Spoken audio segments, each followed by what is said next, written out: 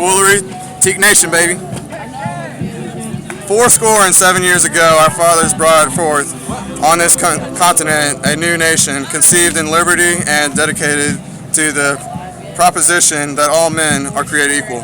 Now we are engaged in a great civil war, testing whether that nation or any nation so conceived and so dedicated can long endure.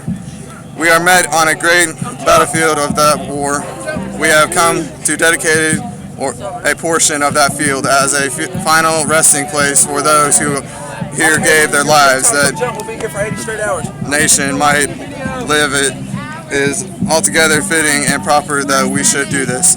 But in a large sense, we cannot consecrate, we cannot hallow this ground. The brave men living and dead who struggled here have consecrated it far above our poor power to add or detract.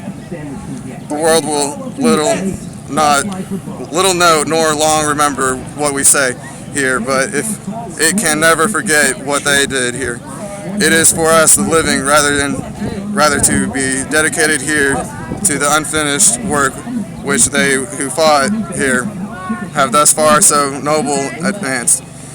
It is rather for us to be here dedicated to great tasks remaining before us, that for those honored dead we take increased devotion to that cause for which they have gave the last full measure of devotion, that we here highly resolve that these dead shall not have died in vain, that this nation under God shall have a new birth of freedom, and that government of the people, by the people, for the people shall not perish from this earth.